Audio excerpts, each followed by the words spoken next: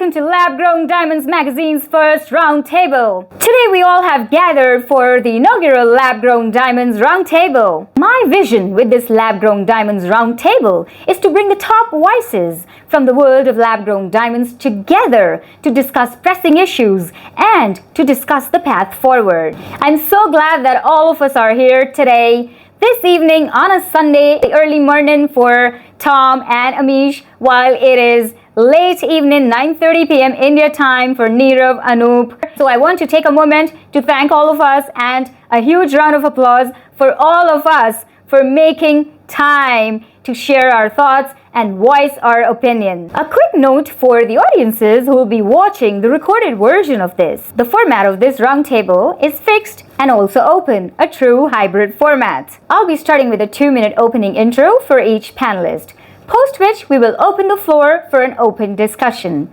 And then we will have a 1-minute final thoughts round. Well, this is the first of many round tables. And of course, with the feedback from our panelists and viewers, yes, you, viewer watching right now, we will continue to make our future round tables more productive, more constructive, and more insightful. With that being said, let's begin the roundtable with each panelist in an alphabetical order. So Amish, alphabetically, let's start with your intro, a little bit about yourself, and then your thoughts about where we currently stand as the industry. Thank you, Sandhya. Thank you for inviting, and thank you everyone for the roundtable. As a pioneer, we were the first in 2006 to grow and bring the world's first, not only lab-grown diamonds, but actually a finished line of jewelry to the trade show JCK in 2006. 2006 to 2016 was battling between the skepticism, hesitation,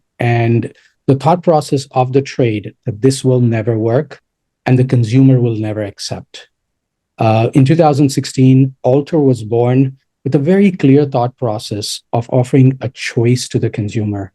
And September 2016 saw America's first full-fledged footprint of fine jewelry with a certified diamond that was very clear that this is a real diamond, and in one of the most respectable retail stores in the United States, which happens to be Borsheim's, a Berkshire Hathaway company.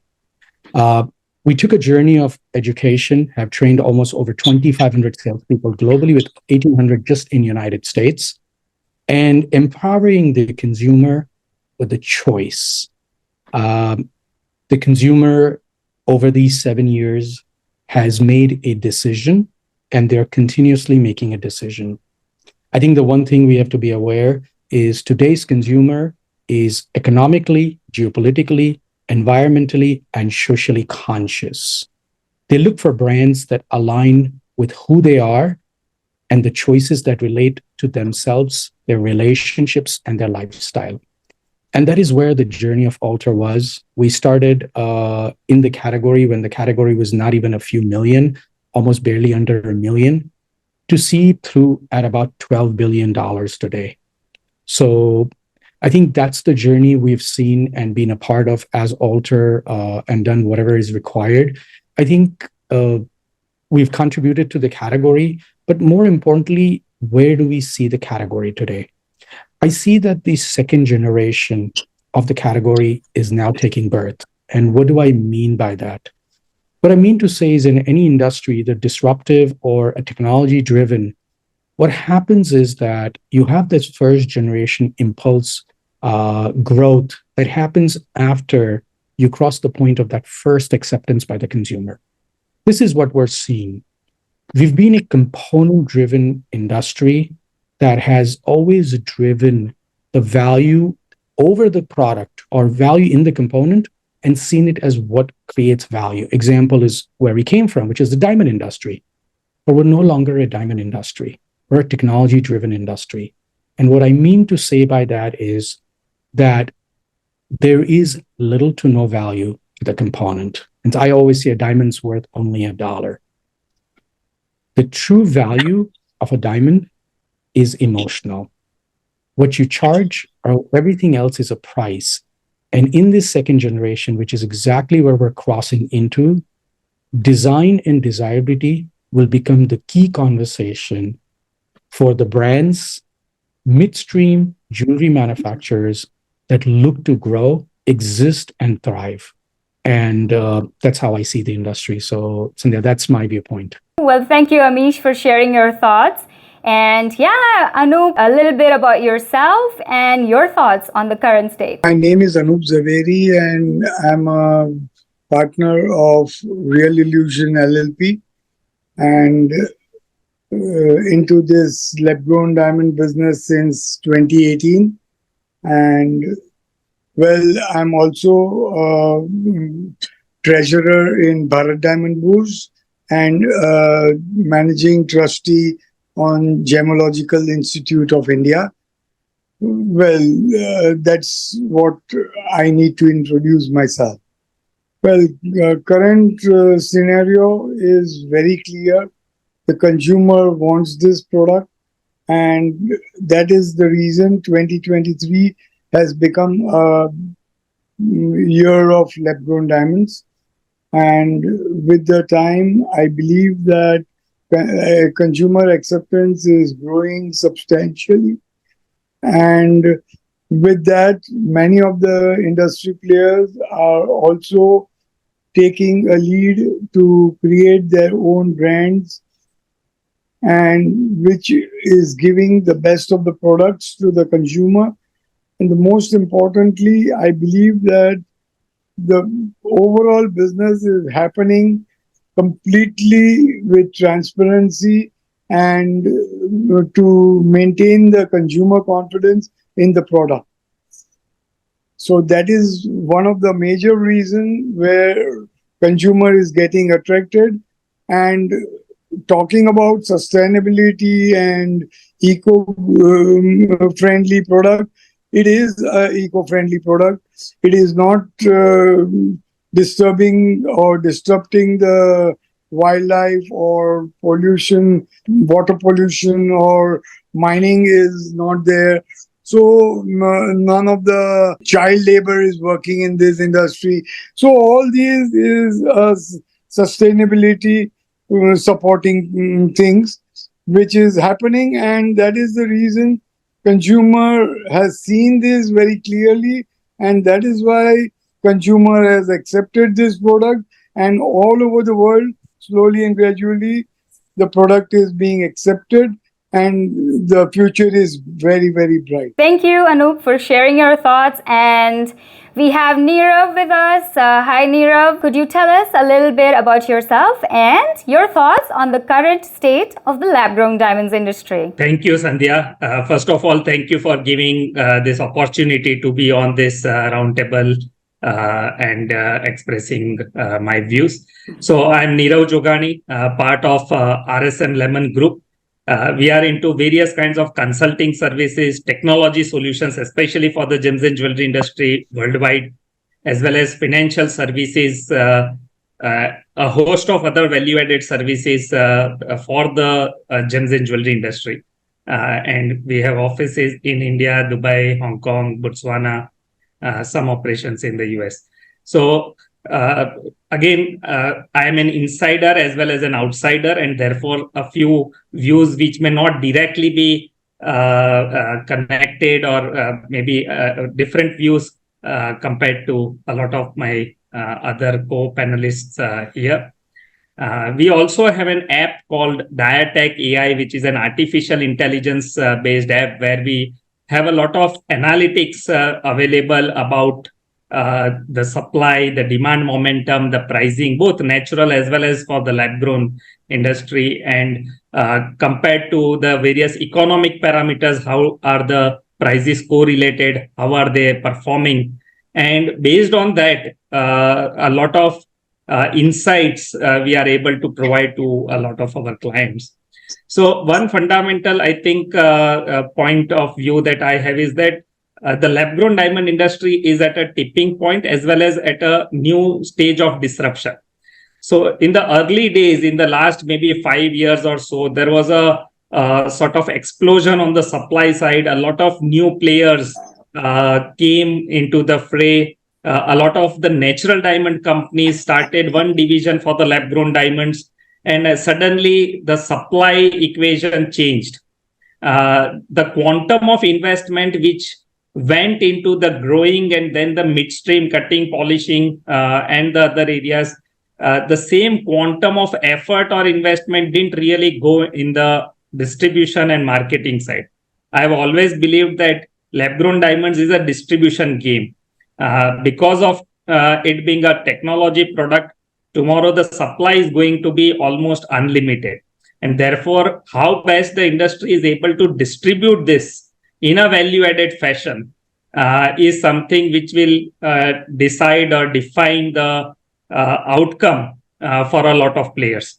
Again, relative to some other, like whether it is natural diamonds or even other products, because the total value may not be as high as the product value, and because it is positioned to be a fashion product more than a luxury product, more on the affordability side, the total volumes that will have to be generated. So when even individual companies, when they are doing branding or creating some value-added marketing initiatives, whether or not that will be sufficient enough to really push the supply or cater to the entire supply that will be coming up. So a lot more effort needs to go into this, and predominantly the industry will. So till now, it has been an easy journey, so to say, because the lab-grown diamond industry was taking away share from the natural diamond or the mined diamond industry, trying to position it as an alternative to the mined diamonds on a variety of fronts, especially the pricing, but then issues like sustainability. But going forward, I think a much wider narrative as a standalone product, decoupling it from the natural diamonds is going to be very, very important. And when I say decoupling, it is on variety of things. So we cannot have the lab-grown prices dictated by the same rep price index. It has to be a new, separate, independent pricing mechanism. Similarly, the grading, it cannot be the same color purity grades that are there for natural diamonds, because for natural diamonds, one change in the color grade could be a difference of 20% in the price, and in absolute terms, that could be a large difference. While in the case of lab growns, that may not necessarily be the case. And therefore, I believe there is no real need to have so many different grades on all the various attributes, just like what we have in the natural diamonds. So everything has to be rethought, and just cannibalizing or just piggybacking on the natural diamond industry, I think is not going to work. A lot of players who jumped onto this bandwagon because the profit margins in the early days were higher, a lot of them have started moving out. I think in the last year or so, there has been some sort of consolidation, and I see that going forward, it will be fewer players, especially on the growing and midstream side, and that will be healthy for the trade. So these are my views in brief. Thank you. Thank you, Nirav, for sharing your thoughts on the current state. And now we have Tom. Tom, are you able to hear us and see us? Okay. Oh, wow. Hi. Well, we can see you finally. Yay. So, yes, Tom, a little bit about you and then your thoughts on the current state of the lab-grown diamonds industry. As you probably all know, I've been around forever, 59 years now in laboratory-grown gemstones.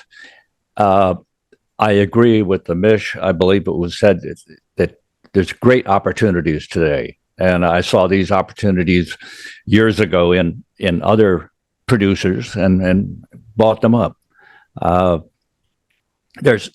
The marketplace is going two distinct different directions. I mean, the consumers are definitely embracing the lab-grown diamond industry. 2/3 of the U.S. jewelers are selling lab-grown diamonds. Why the producers are killing themselves is beyond me. It doesn't make sense. It doesn't make money. People are selling below cost right now. I know they are. I know what it costs to make. And it's penny wise, pound foolish, just to develop some cash flow is what we're seeing now. And a lot of these people are not going to be around. I was sorry to see WD Diamond go down. How they got $44 million in debt is beyond me, but I haven't talked to them about it. But this is going to be a wait and see type of thing. And for those who are making drastic decisions price-wise, I think that's a big mistake. It takes a long time to get that back, but that's what has to be accomplished. And we pulled back a lot. We never have been very aggressive in diamond because I feared this could happen many years ago. I mean, we started in '93, and the business was great, and then a lot of people came in, so too many. And I gave my opinion of that in Dubai during that meeting, and I said, there's too much leakage of information, and too many companies are in this business that shouldn't be in this business. So just knowing how to make a diamond or an emerald or a sapphire doesn't make you a good business person. So unfortunately, we have to have this period of almost mourning in that these companies will fail, and it's too bad. But as I said, I've seen it before. I've lived through it before, and it's now just a time to pay attention to your business. You're for the same traps that some of them have, because the large companies, the Signets of the world, will definitely take advantage of the situation, and you just can't let them do that. But it's the way it is. Tom, thank you for sharing your thoughts. And the next segment will be of 2 minutes. 2 minutes each panelist. So again, alphabetically, let's have Amish. One major challenge that you see as a massive threat to the lab-grown diamonds industry. After my fellow panelists, between Nirav, Tom, and Anup, what they've said, that almost says that. But again, I'll reiterate. I think when we look at the challenges in the current scenario, one of the challenges that I see primarily is oversupply, because as technology evolved and the ability to produce went up, and producers who should have never been in this business entered in, we are now in a state of an oversupply of a component where marketing has not been figured out. So you have a supply chain that is extremely overloaded, and you have a distribution that has not been built up for that. So that's the one challenge. The second challenge that directly comes in from that first one is there is no marketing that has been created over these 7 years, where the category went from almost zero, which is over 2/3 of retailers in America carrying it, and global markets like India, Australia, Europe, everything opening up. We're still relying on a component-based conversation, which is primarily driven 85% by engagement rings. And it's interesting when I read the reports that less than 14% of retailers even carry a jewelry line. 42% are actually selling diamond studs.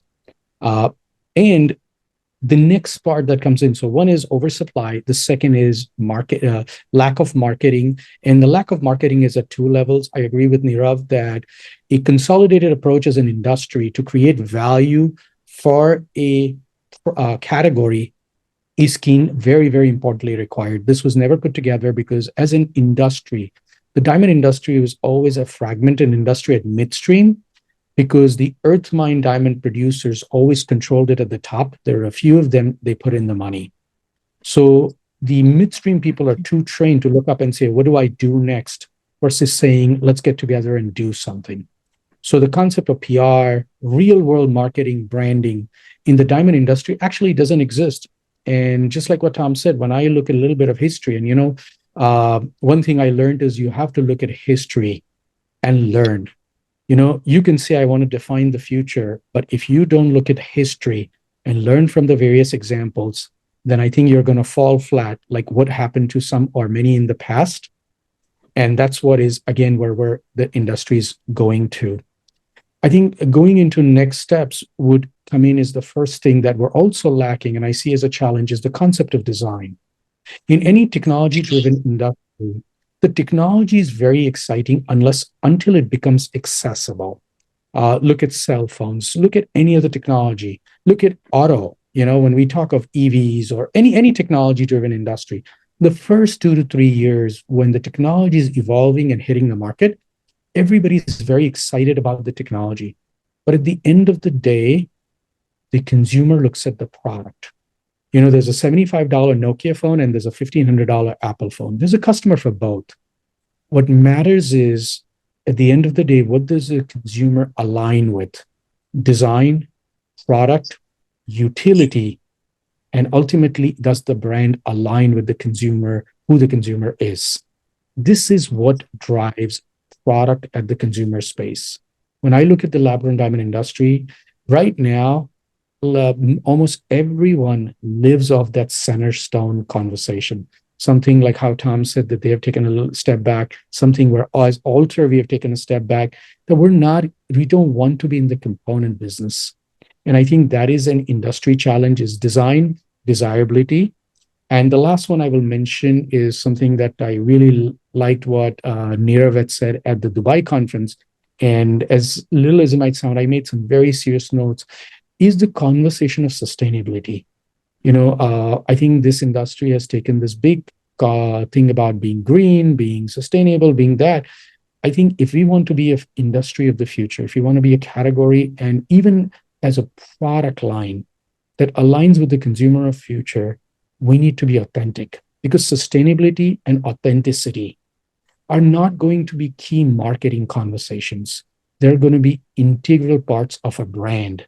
Integral part, and again, a lot of times people misunderstand that a brand is not only supposed to be at the luxury level. A brand is a brand at different levels of the consumer space. So Sandhya, these are the various challenges I see. And I do want to mention that, challenges is an opening conversation always, but there is always challenges equals opportunities. And I think that's what I've always seen from a category perspective. I see it from our own brand's perspective.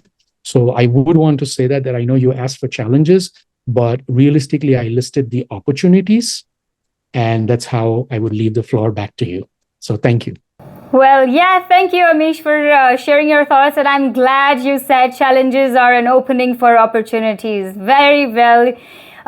So now let's hear it from Anup, your thoughts on the challenges. Challenges are many, but the most importantly, I believe the maturity is lacking in the industry, and very soon I believe the industry will start looking at it and try to become mature to sustain in the business, as the production levels are too high compared to the demand, which has to be taken care of by the producers, as well as because the product is acceptable at the consumer level, and if you dump it up to the extent when people try to avoid them, which is not correct. And that is why the biggest challenge is ourselves. We need to become more matured, and to sustain in the business, we need to do as much as possible. We should try to give more transparency and no overproduction, and consumer confidence is always been the major factor which we are supposed to take care of. And that is what I believe, that these challenges are taken care of, then the industry is fabulously good. Thank you. Thank you. Thank you, Anup, for sharing your thoughts. And yeah, Nirav, since you've got to leave, probably you can answer this question and then directly get into the open discussion. So let's hear it from you. One major challenge. The most important challenge being a fragmented nature of the industry. I think there is a huge responsibility on the growers to ensure that there is an integrated supply chain more and more integrated players, if they control the market, I think it is going to be healthy and there will be profits. If there are no profits, if people in the value chain have jumped with a short-term vision into this entire segment and they burn their hands, then there is a lot of room for malpractices and people. So the prices will keep on going down. There will be a lot of malpractices and the consumers might probably lose the trust and confidence. So I think more consolidation is something which probably will be healthy for the industry, and therefore there is a lot of responsibility on the bigger players, especially the growers, having a lot of midstream polishers, a lot of companies who could cut and polish and then deal in the lab grown diamonds. I think that is not going to be a lot more effort, probably, if at all more players are required. It is on the distribution side and not on the manufacturing side. Control over the supply, or maybe the lack of control over the supply, is the biggest challenge that I see, at least in the next few years. Once the distribution is set up and the demand is there, then probably the supply will be absorbed. But in the next few years, I don't see suddenly that distribution will start falling in place, because that is a long process. You cannot have the distribution in place overnight, but the supply will keep on going up. And therefore, it is important that there are integrated players who can then calibrate how much they should produce and sell at what prices. Thank you, Nirav, for sharing your thoughts on the challenge. And Tom, let's hear your thoughts. I know you've shared, you've partly answered this question, but yeah, let's hear from you about the number one challenge that you see as a massive threat to the industry. And everyone has pretty much touched on this subject, but the area of marketing is so important, and it's something that has to come from within, and you have to recognize when you have a marketing problem. You have to know when to say no. We have said that to many customers, that no, we don't go there. We don't do that. We don't sell at that level. Go somewhere else. And that's I look at it as integrity of the marketplace or of your marketing, and I think that's what is missing. It should be avoided. But it's just going to take time and perseverance on the part of the producers, that just making more product is not going to make it successful or more successful. And it's not just a lab-grown diamond problem. I mean, the natural people have a lot of problems too. I mean, sales are down, prices are down 30%. There's a whole lot of things going on in the world that are affecting all of us. And you have to keep your, fingers on the pulse of the world, literally, to make sure you don't fall into one of these minefields and get caught up in it. And we've done it before. I feel confident about the future. The future of the product category is definitely there. It's just who is going to enjoy it. That's what will make the difference. So, my 2 cents. Thank you. Thank you for sharing your thoughts. I would now open the floor for an open discussion. And over the past few weeks, there have been several questions that have been trending on, and also people have been asking these questions a lot on LinkedIn and other platforms. So the most important and pressing one has been about sustainability. A lot of people question the way the term sustainable is used in the context of lab-grown diamond. Your thoughts on how it should be accurately used? Nirav is the most appropriate person to speak on this. So I think, Nirav, you should take the lead on this. Thank you, Amish. So I think the good thing till now has been that lab-grown diamonds as an industry has been able to associate itself and create an association with sustainability in the minds of the consumer. So that is the good part of it. The problem is that everyone talking about the same claims, everyone putting the same claims on their websites, in all the conversations, And that, in a way, creates the confusion, creates a problem, because everyone cannot say that we are exactly category A in everything. So I think what is important is, rather than exaggerating the claims, understanding what exactly is meant by sustainability, because sustainability again is not just about environment, it is about social, it is about governance factors, it is about transparency, it is about good practices. There are a host of different things, and a lot of companies would be doing a lot of good, generally, whether it is in their CSR, corporate social responsibility programs, in their charities, with their employees. If people start talking on exactly what they are actually doing, rather than putting the same claims which probably may not be true, or even if they are true, they may not be substantiated with some evidence.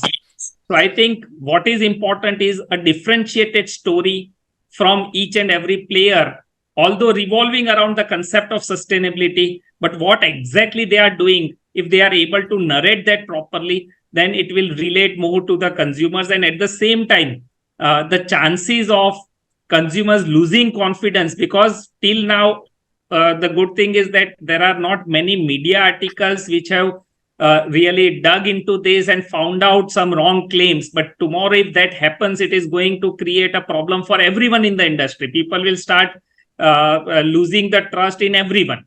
So, again, with the US green guides, and there are a host of other regulations, legislations which are coming across geographies in various countries. And there the regulators will also be questioning some of those claims, and companies may be taken to task. So I think this is a very thin line, and companies need to really, really focus on their individual have been taking, rather than just copy pasting someone else. From a perspective of sustainability, I would like to add, again, maybe a marketing side of it to what Nirav said, because one is the objective side and the absolute core. From a marketing perspective, I've had clients on both sides, and I think this would be very interesting to know. There are some very respectable clients that do not want to take the conversation of sustainability as a pure conversation when they're presenting to the customer.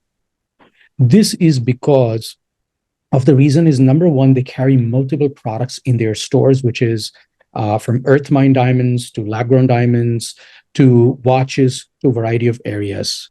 While there is a conversation of sustainability, which is environmental and the CSR and various practices, I think, and I believe firmly, as I understand myself much better on this now than I did years ago, that it needs to be in the DNA of a brand. And again, when I say a brand, it could be a core company, a brand that represents at the consumer level, or a midstream player. So sustainability should not be a core marketing conversation. It actually should become a part of a company brand DNA. And I see that more retailers or producers are starting to talk about it. I think what they need to do is integrate it versus screaming about it, because the risk stays that at the consumer level, we're starting to see more questioning, especially because there is this, unspoken dirt throwing between the categories. I think that needs to end. And the only way to end this is, sometimes when somebody throws dirt at you, what you do is you don't respond to it. You just become authentic. And when you're authentic, the other person cannot throw dirt at you. Currently, there's dirt throwing from the categories to each other because everybody is making claims with little to no knowledge on the term itself. And with regulations coming in, even I think every country, every global zone is going to have its own conversation. But I think once you go into the conversation of authenticity, there is very little dirt throwing happening. And you don't need to explain the consumer because it's exactly who you are. So that's my 2 cents on this area. But I think coming from the front end, I believe that it's very important to be objective, like how Nirav was saying, that make it a part and really do it rather than just talking about it. And from the marketing aspect, I would say that it's very important that is clear that the consumer can show that sustainability is a part of your DNA, not a part of your marketing tagline or your PR firm saying, can you repeat this word over and over, because you'll get more clicks. Thank you, Amish. Tom, Anup, would you like to share your thoughts? But I'm sure I believe and I agree with both Nirav bhai and Amish bhai that sustainability word should not be used for the greenwash. It should be taken care of by the company to really keep the product sustainable and do the needful to do so. And only talking about sustainability, putting as a greenwash is not good enough for the product.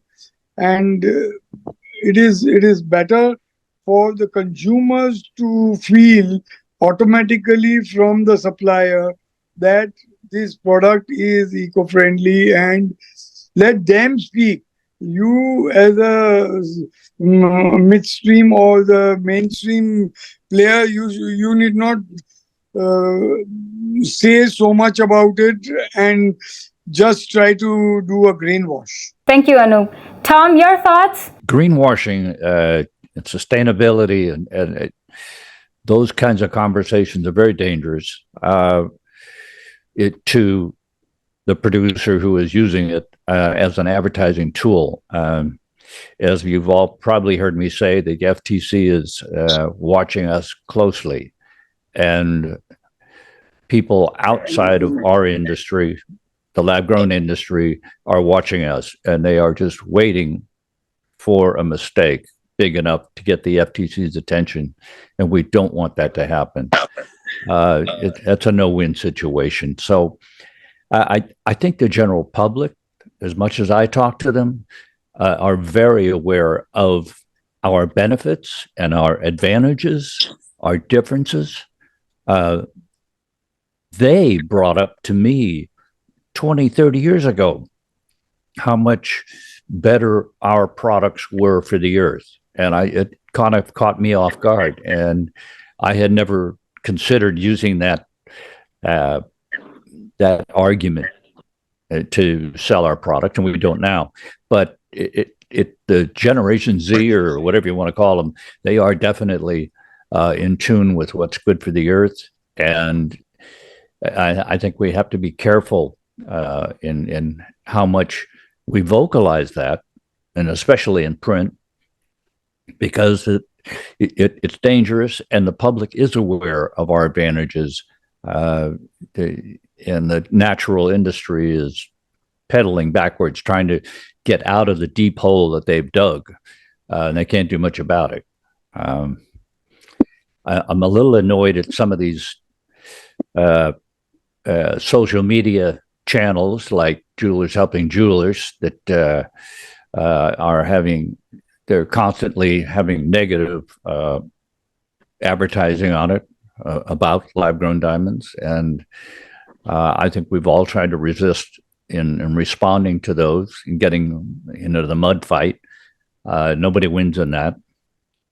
And I hope that the natural industry will back off from that. I think they have. I haven't heard Rappaport say much lately negatively, except that feeling that we are a threat. And I don't like him to think that way. We're not a threat. It's just natural diamonds are too expensive, so it's not our problem, and we can't fix it. He can, but so it's. I don't have an answer, but I just probably in a nutshell would say tread cautiously. Thank you, Tom. And how should brands use sustainability generally, since everyone's using it? Like you said, it's a practice at all levels. But do you have any suggestions? Since a lot of folks from the natural quote this usage as a lie. I'd love to hear your thoughts, all of you. Here, Sandhya, I would love to take lead. I think one of the core things that we need to understand is that if you look at respectable brands that are, you have the emerging brands, you have established brands. I think the one thing that everybody needs to learn from established brands is that quality, sustainability are integral parts of their core conversations, not leading as a marketing key component. With Gen Z, Gen A, being very vocal about their choices and their alignment with products that are responsibly sourced and ethically produced. As an industry, the lab-grown diamond community, from sourced to distribution, needs to realize that we need to align with our sustainability goals. However, when it comes to marketing, I think these debates that happen online, and I think I'm in 100 or 1000% sync with Tom, that what some of these Facebook groups or some of these are debating are almost pointless, because the debate starts pointless and it almost ends pointless. It's only a mud fight where everyone leaves the ring dirty, creating more confusion for the consumer. When I look at some of the brands, brands that launched last week, two respectable brands entered the category and made a launch. If you look at the last 90 days of the brand launches, from the big houses that are multi-billion dollars to the houses that do a few $100 million, while they will talk of goals, they will not put it as their landing page banner. It's not what's going on the Fifth Avenue bus stop. What's going out there is the conversation of desirability. So brands need to carefully use their sustainable goals as a part of their DNA versus putting out there. The other part that I would want to add here is that this, argument or mud fight between trade reporters, everything is a midstream or within the trade opinions of people. This is the one challenge we've had as an industry. We always believe that what we talk within the trade is how the consumer thinks.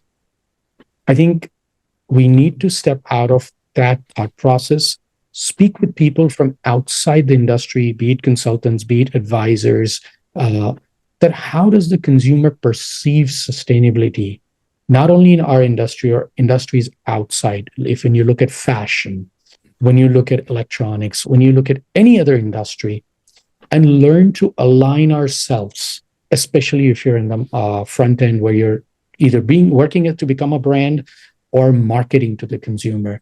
So I believe that a lot of these debates internally within the trade that are published are pointless, and I'm sorry to say that, because they create more confusion.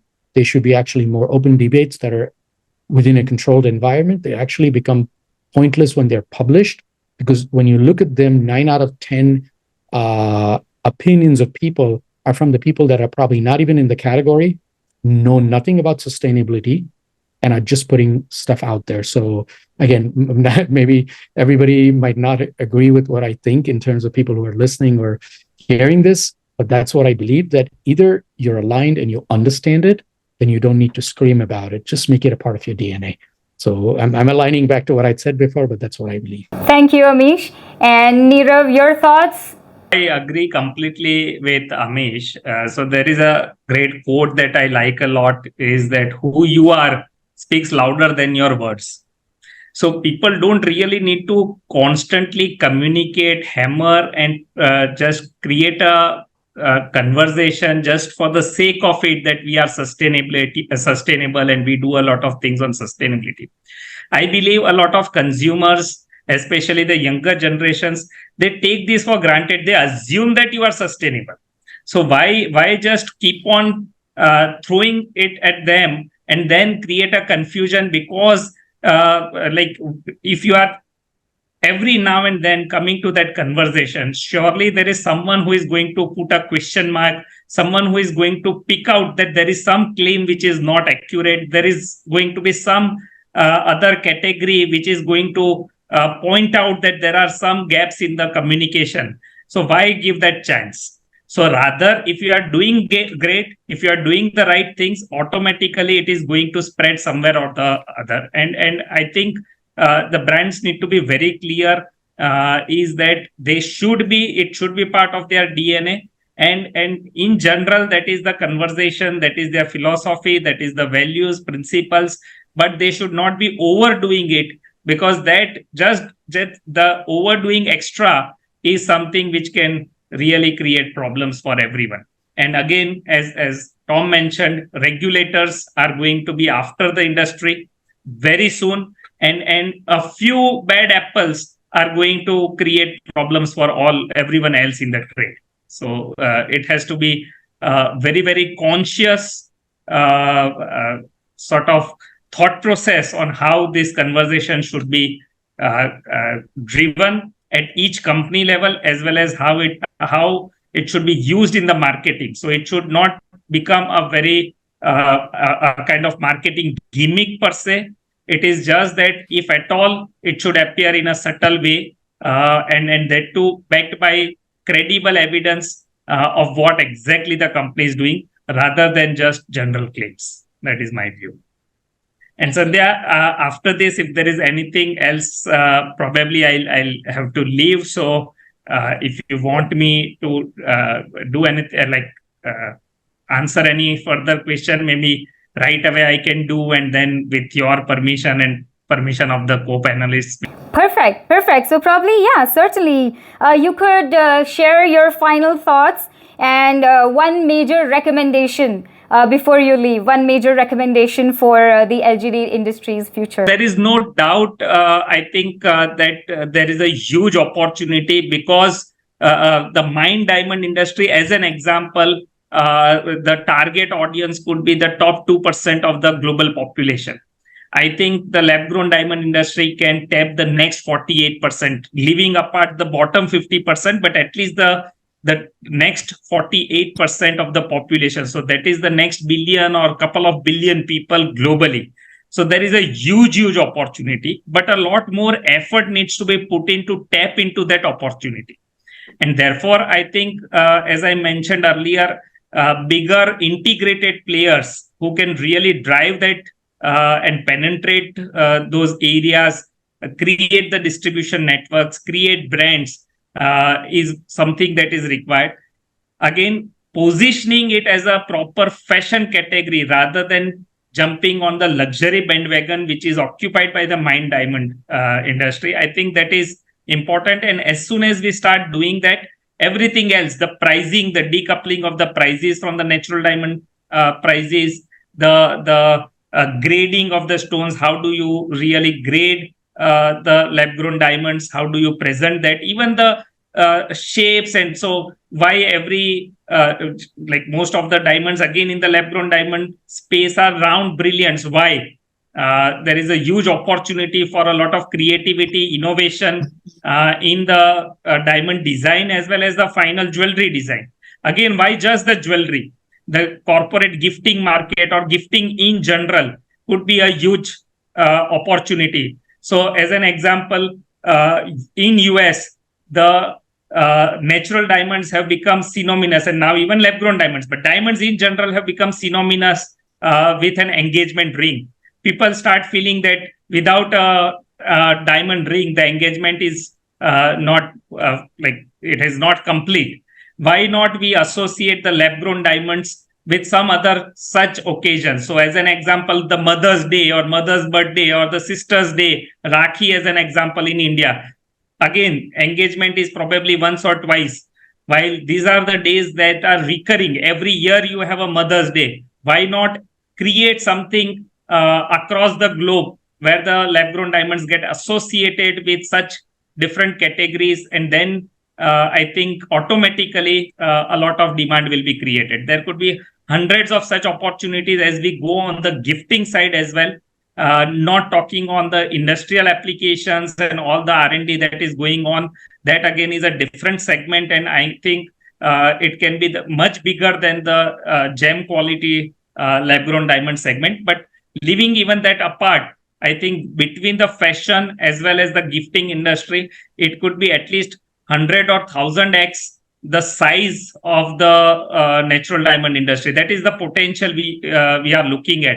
And therefore, whatever we do, I think it is going to, till the time you have very clear sort of expectations, whether this is possible or not, the effort, the funding, everything does not follow. But once you are clear that this is the path going forward in the next 5-10 years, this is what can happen. automatically, I think a lot of funds can get channelized, a lot of resources as well as effort can get channelized in creating or exploiting the full potential.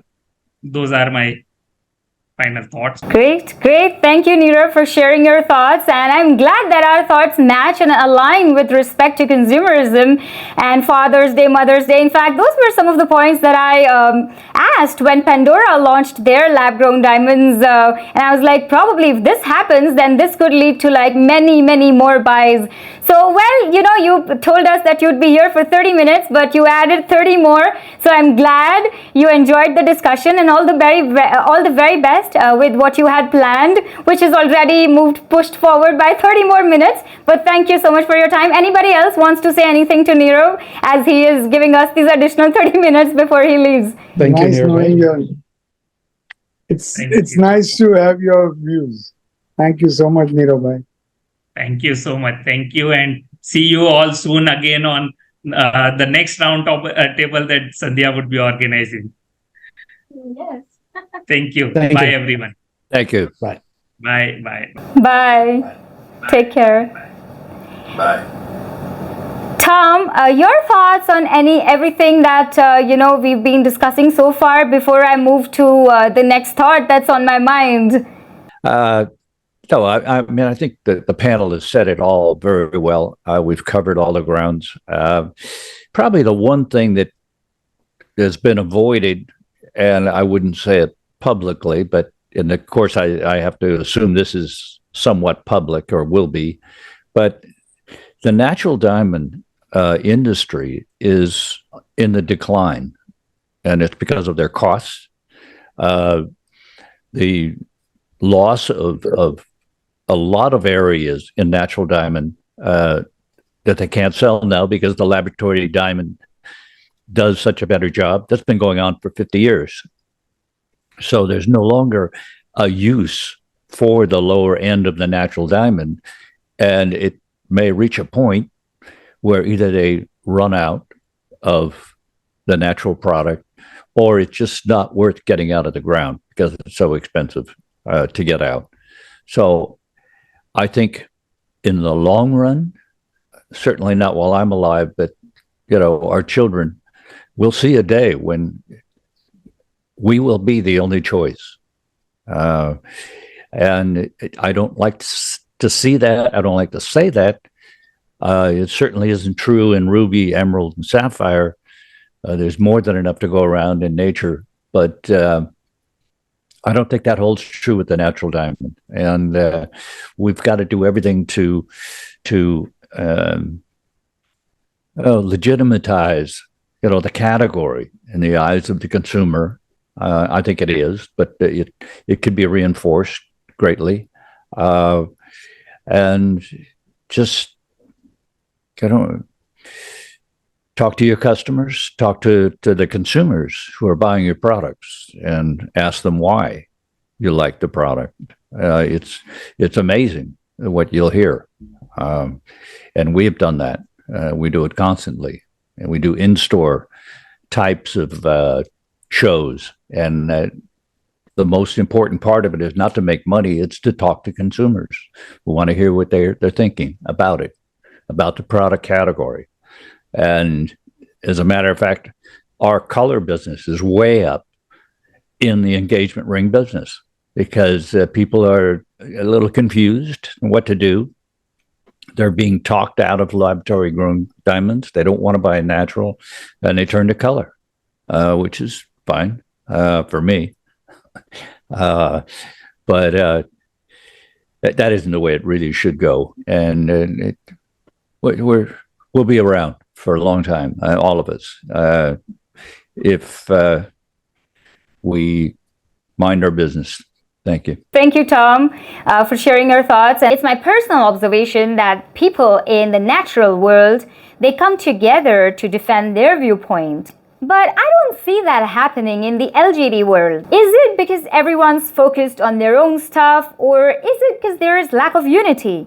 Or is it just something I may be wrong about? What are your thoughts about the industry? Also, a lot of folks tell me that the industry doesn't come together. But hey, we're all here. So your thoughts, all of you. when we talk about debates that are happening, and the debates are, with the way the media is, which is mostly digital, there's a lot of these posts that are put on either on Facebook and LinkedIn, two primary channels that people put out these posts. I think when we talk about Facebook, which is the simplest one, I think there's more personal opinions of people from midstream or operators that are short-sighted in a larger scale. And it is sensible for any respectable visionary or somebody who's leading the category or somebody who understands the category not to get in that mud fight. I think most of us, and I can surely speak for myself, I will only involve myself in a respectable debate that has a logical or a sensible conversation. And I think, Sandhya, that is the core reason that a lot of debates are left open-ended, because when you really read it more than once, you see that it's pretty much coming from a place of a personal opinion that does not have a standing.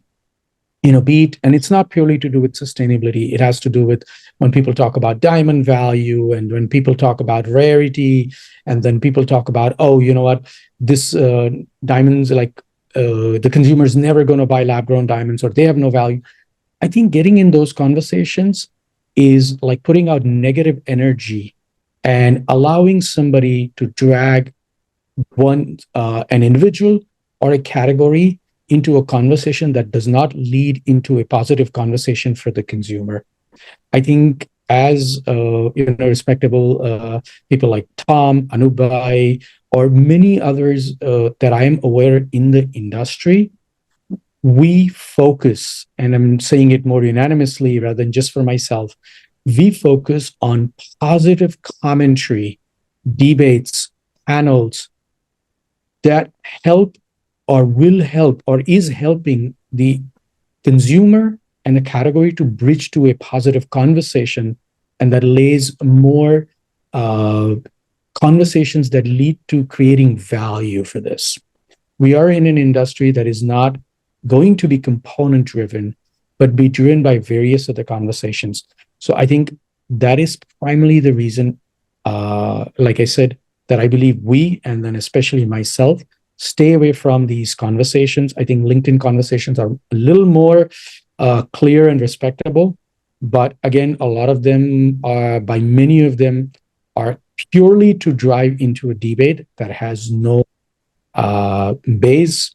And hence, I think I avoid them. And yeah, that's my vision with these roundtables to, arrive at positive ideas, strategies to take the industry forward. So, I have more questions, thoughts.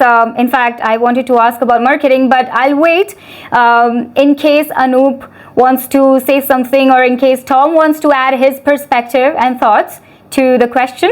Not really, but I am sure that to promote your own product, you don't need to criticize others. Okay, so basically, to promote your product, you try to present the reality of your product and not criticize other people's product just to feel good to yourself. It doesn't make any change in the minds of the consumer.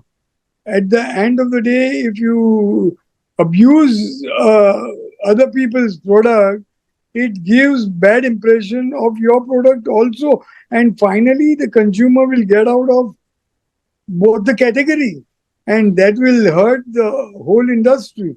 I believe that all the respectable and sensible statements should be given to promote your product. That's it. No criticizing others. That's what my belief is. Do you think the industry needs a unified marketing message like the mutual funds industry is doing now to create consumer awareness and education, and then the individual brands can build on that with their own stories? Any one of you who would like to take this one? Industry bodies, I believe that industry bodies like Gem and Jewelry Export Promotion Council and all should take lead to for the category and do more promoting generically, and that is the way it should go about.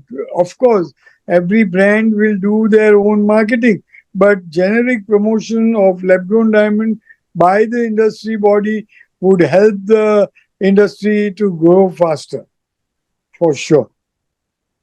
Sandhya, here I would like to add one thing. I think in industry, we as an industry are a fragmented industry. When we talk about the currently established bodies in the diamond industry, and I'm saying diamond industry rather than lab-grown diamond industry, most of these, I would say, organizations or communities that are established have their own goals.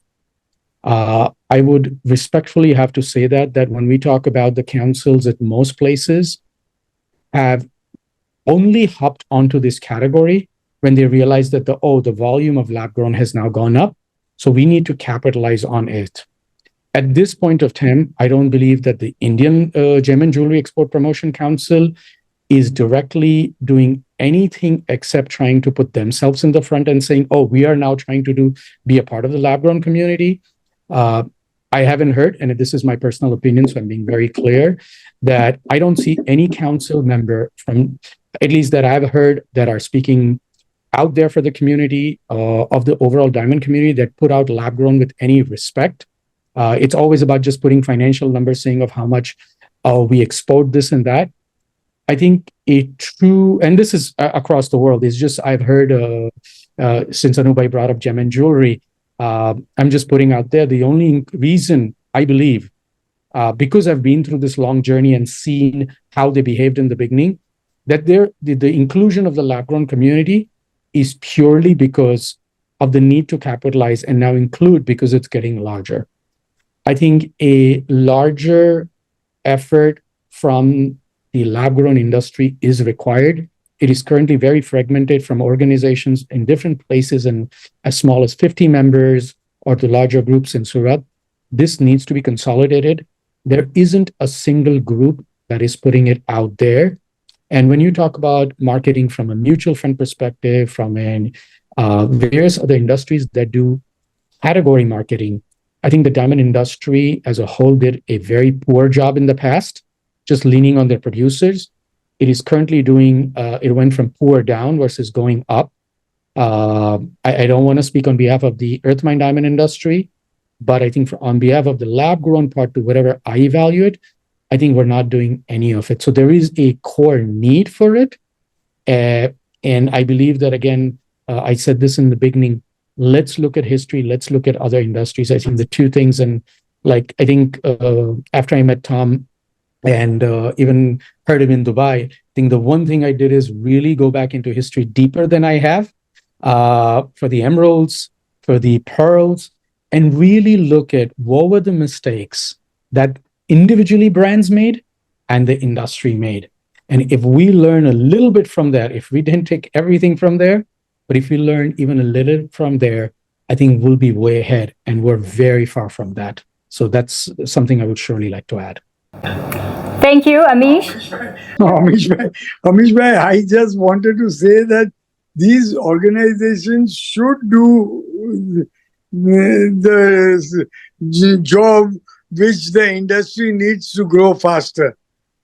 No, 100%, Anup bhai. I'm not, again, and in open recording, I'm saying it's not about you. What I mean to say is that the current organizations that are hopping onto it are just like the midstream traders that are trying to cash a check by putting themselves in the front.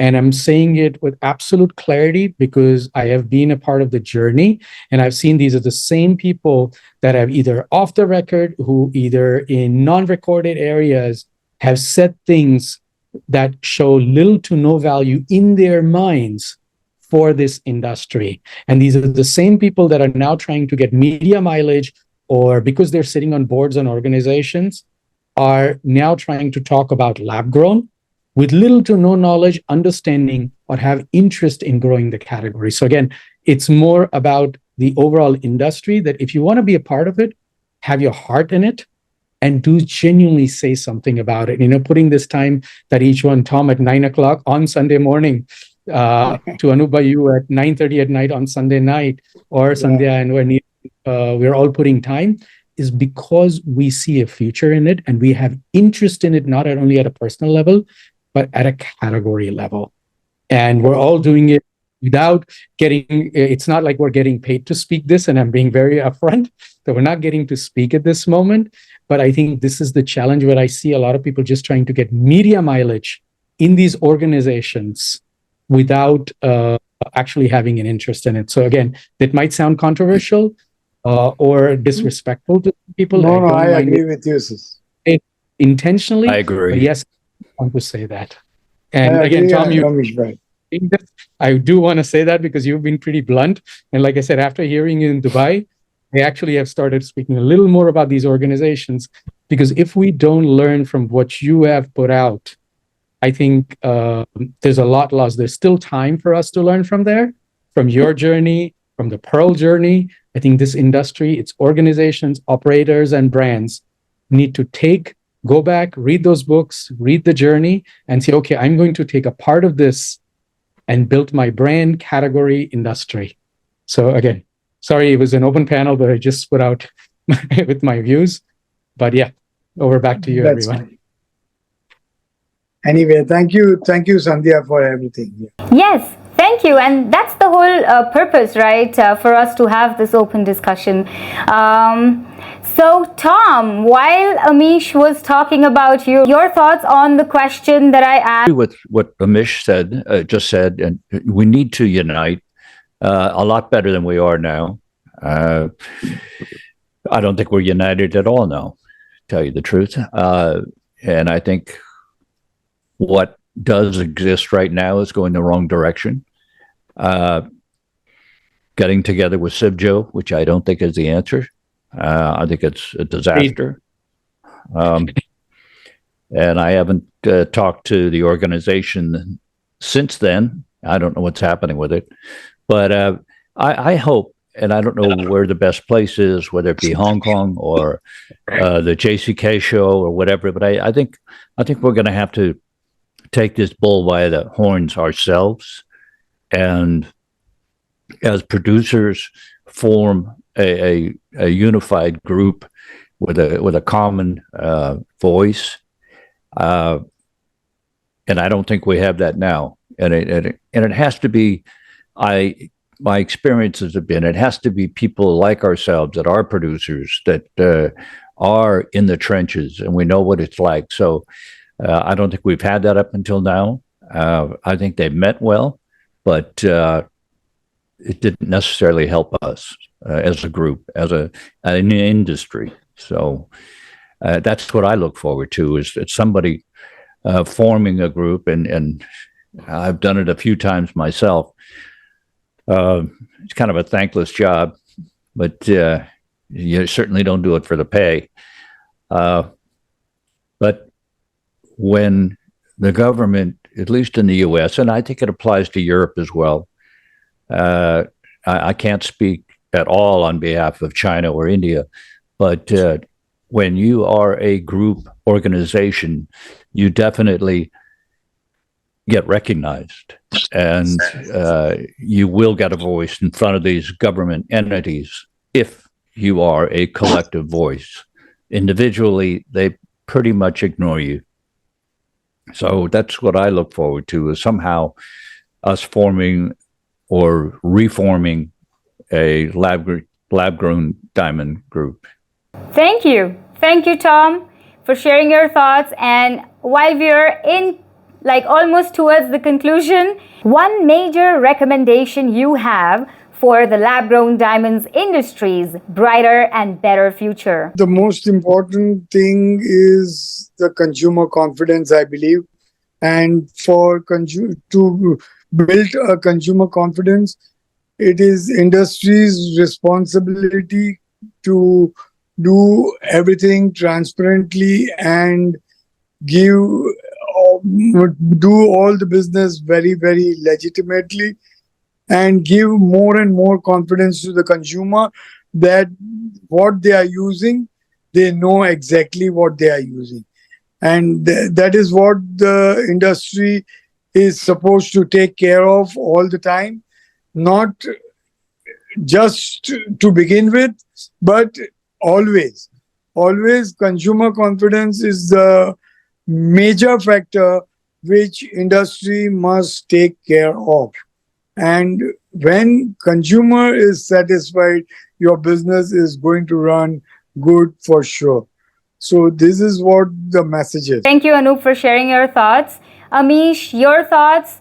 One major recommendation that you have for the LGD industry for the future? Thank you, Sandhya. My viewpoint on the industry and the recommendation I can give, I think we are at the beginning of the second generation of this industry. We need to start looking at driving design as the core conversation that drives consumer desirability. Let's understand that the technology has evolved to a point where it's not only about the technology, but it's about everything else that's going to rotate around it. We need to use design that drives desirability and move away from a component-driven conversation. We are moving away and transitioning from the jewelry industry that was purely driven by the diamond conversation, and I want to repeat it, the diamond jewelry conversation, into the future of fine jewelry, whereby design, branding, marketing, along with key pillars that define the brands, is going to be very, very crucial. Technology does not commoditize. Selling it as a commodity does. This is something I firmly believed when we brought Alto to the market, and we still are very focused on that thought process. Because if we do not unlearn how we have done business, if we're coming from this industry from the past, we will not have the opportunity to learn. So it might be more than one recommendation, but if I had to just summarize it to one, please unlearn how you have done or been in this industry if you want to transition to the future of fine jewelry, because you will have to learn how this business needs to be run. So yes, that's my 2 cents for the closing remarks. Thank you, Sandhya. Thank you for the opportunity to be on this panel. Thank you, Amish. And yeah, unlearning is a major task, because a lot of things need to be unlearned to learn, to create space for learning more. Well, thanks. And Tom, your thoughts, your recommendation for a brighter future for the lab-grown industry? I like to look at other industries that are successful and why they're successful. One that comes to mind would be the automobile industry. A Ferrari costs, 10 times what a Volkswagen costs, but they are both successful companies. They both make good products. They promote their features and benefits of their particular products. They don't knock the other product, which is very counterproductive, in my opinion. It's never worked in any product category. So looking outside of our industry, which is kind of archaic, it helps to see how other companies, other product categories have been successful and what they have done to make it so, whether it be an Apple or a Dell computer or whatever. You have to create a benefit story for your product, I think, to be successful. And I think they've done it very well in other categories, and we don't do it well at all, in my opinion. So that is something that should be worked on. And yeah, one of the things I would like to say is that we've had a great discussion here, and I think there were some very, very positive conversations here within the last 90 minutes. We've had some amazing thoughts. There is no curated thought, or there is no specialized comment that I need to put out as a closing remark. I think everything each one of us has said, or I can say for myself, each that I've said is, I think my views and opinions. Appreciate this roundtable, and especially everybody putting in time. I hope more importantly, I think if everybody has some takeaways that for whoever the viewers are going to, and like you said, you're going to try to market this. Hopefully the industry does more takeaways from these and tries to learn. Love the industry.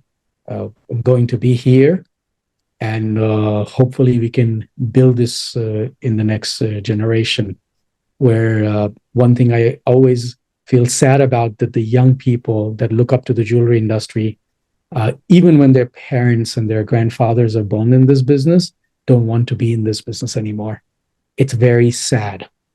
And I think if the lab-grown industry can create a space for young people, young kids, sons and daughters of each of the families that have been here, to create the next generation companies, I think it'll be an amazing thing. So I think it's something that's not talked about. I know sustainability is usually the biggest conversation, but being a third generation, I think I see a lot of friends, kids of friends, who almost are like, oh, we'll go in another industry and take up a job. And for me, it was my grandfather who made sure I stayed in. And I hope that people who are, or the young kids who are between their 13 and 25, listen to these events, read about the category, and then we all do our jobs to make it more exciting, that people say, you know what, I rather going to the stock market or working in the banks, I rather go to the diamond industry and create something and to build the industry of the future. So I think that would be something I would surely like to put forward as my closing. Thank you.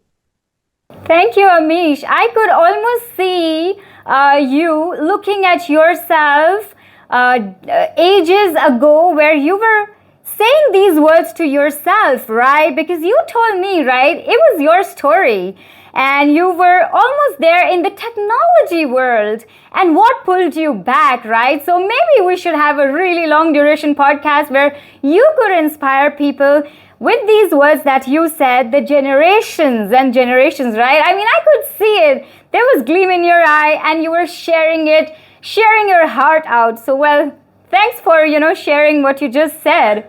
I tried to leave the diamond industry 3 times, like actually leave the industry.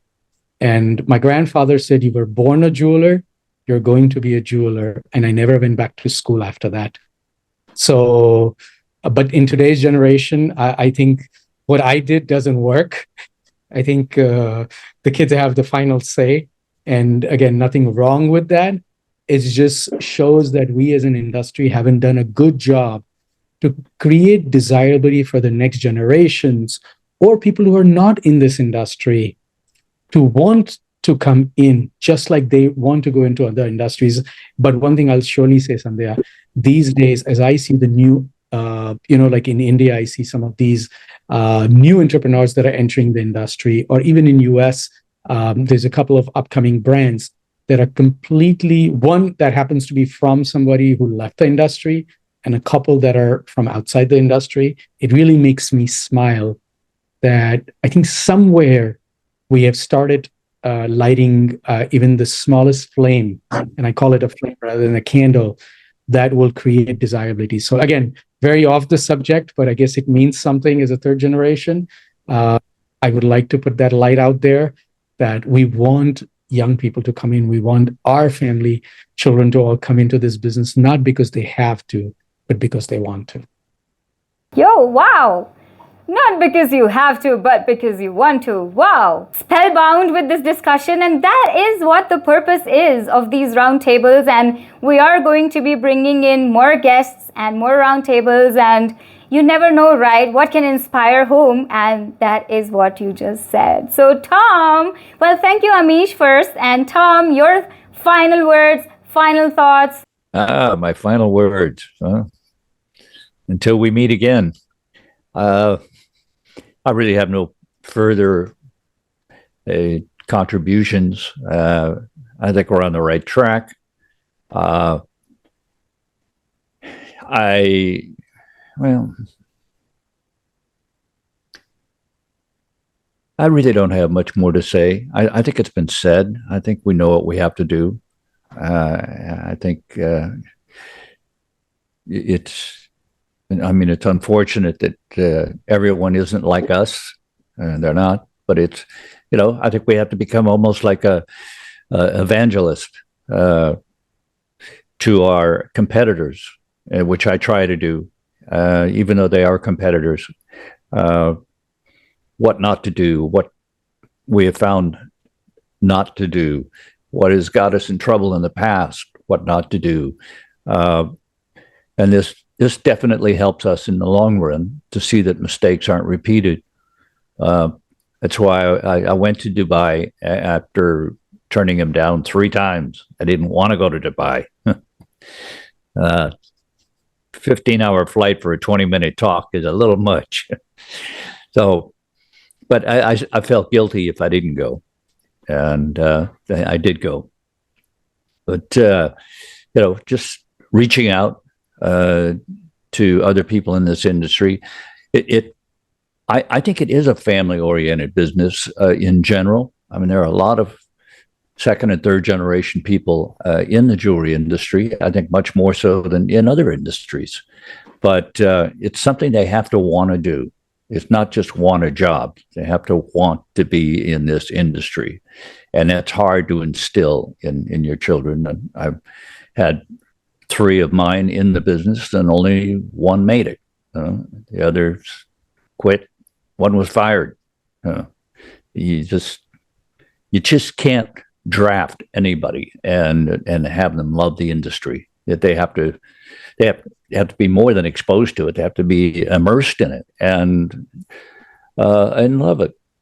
So some will, many won't. Thank you all for being here, for sharing your thoughts. It was a great, insightful conversation. I really thank you all. Tom, Amish, Nirav, Anup. Thank you. Thank you very much. And everyone have a good evening. Thank you. Good day. Nice meeting all of you. Pleasure. I'm going to Thank you. breakfast. Yes, please have breakfast. Amish, you too. Maybe lunch, brunch. Awesome. Thank you very, very much. Take Okay. care, everyone. Thank you so Good day. much. Bye. Thank you. Yes. Thank you so much. Bye. Thank you. Take care. Yeah. Bye.